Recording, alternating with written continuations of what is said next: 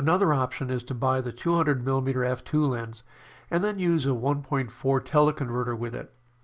It gives you a 280mm focal length with an f2.8 aperture.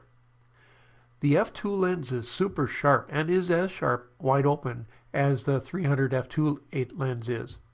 With that combination, you also have the option of using the 200 just as a 200. It produces that characteristic long focal length, shallow depth of field look.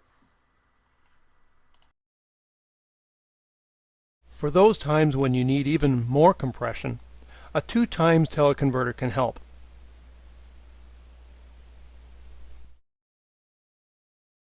Here's an example of how sharp this combination can be. But it's extremely important that the electronic shutter release be used, because at this magnification, any wiggle is also magnified.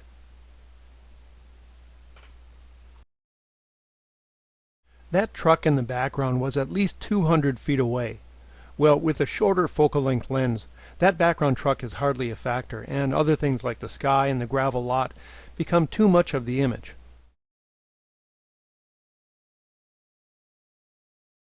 So I used the 2x multiplier or the teleconverter on my 200mm lens to make it an equivalent of a 400mm lens.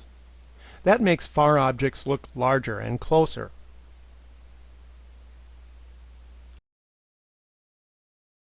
That distant truck filled the background very nicely. One thing to know about teleconverters, though, is that the higher the magnification, the softer the image gets, because you're also magnifying lens imperfections.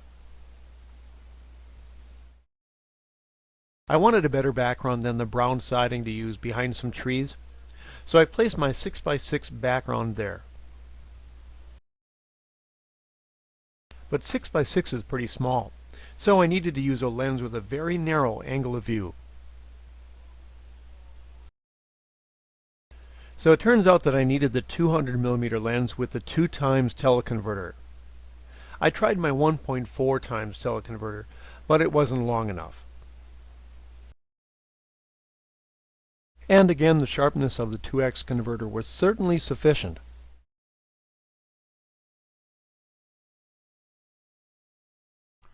This is an okay photo, but the relatively high angle isn't very flattering.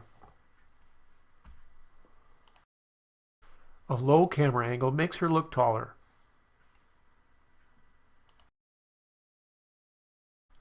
This highly professional diagram shows the concept. A 200mm lens covers the scene without seeing beyond those trees in the background.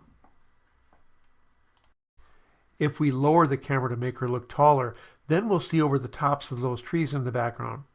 Since this is a low to mid-key image, a bright sky at the top would be distracting from our subject.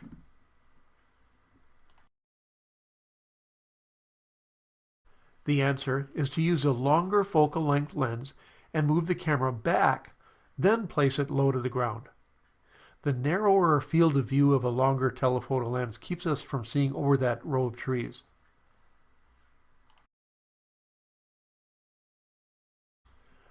The image on the left has a bit of a snapshot look.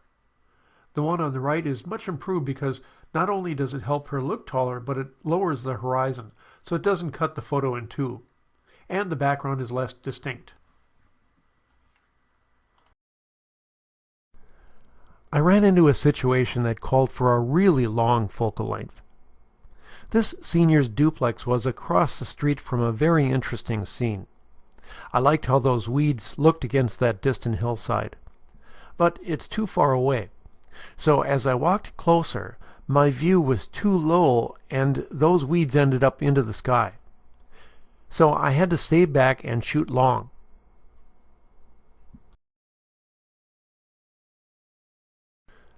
Starting with a long telephoto of 300mm, it was clear that this wasn't enough.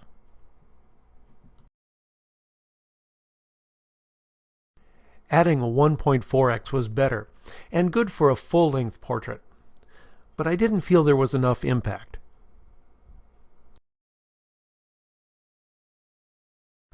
The doubler did the job.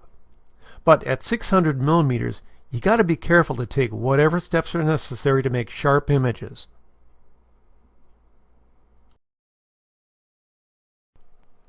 You might be wondering if you can use a teleconverter on a zoom lens.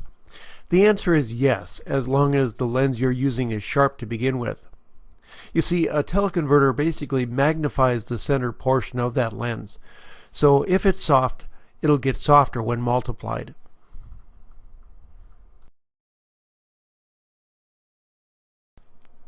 I'm okay with using a 1.4 multiplier on my Canon 70-200 f2.6 image stabilized version 2.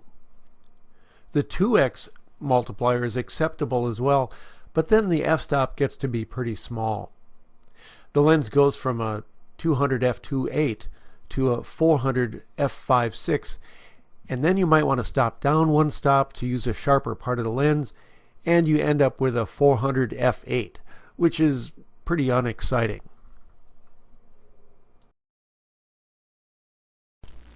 Although a 300mm f2.8 lens can give you backgrounds anywhere, I think it's important to show an example of where a long lens doesn't help. The background is already sufficiently obscured here, with just enough detail to know what's there. This was photographed with a 200mm lens at f4. But using a 300mm lens only further blows up the background to just mush. So, if the background is already magnified and blurred, there's no need for a longer lens.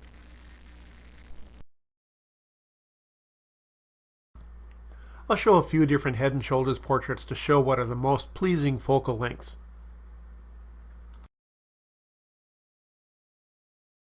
It should be pretty obvious that a wider angle lens is not good for close-up portraits. Most photographers agree that with a full-frame sensor camera, about 85 to 135 millimeters produces the most realistic and attractive look. You can go longer than that recommended focal length, but not shorter than the recommended focal lengths.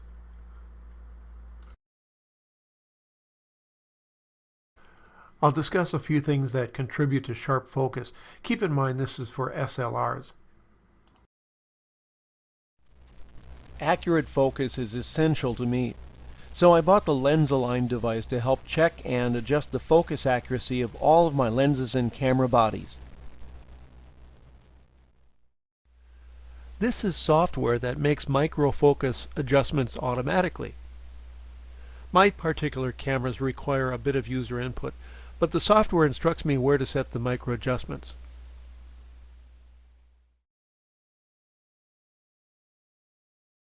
You can use a spotlight to use as a focusing aid when it gets too dark to see through the camera and the camera can't autofocus. With SLRs, you need to select the focus point nearest the eye, and that takes time on every shot, which I find annoying. The center spot on many SLRs is the most sensitive for focusing. But unless your subject's faces are in the center, you don't want to use it. Instead, use the focus point that's closest to the face in the final composition. For long focal length lenses, you'll be farther from the subject. So recomposing results in only a tiny tilt and focal plane shifting. So you can use the center focus point. One of the many great things about mirrorless cameras is their iFocus feature. All of that focus point hassle is eliminated. Just point and shoot.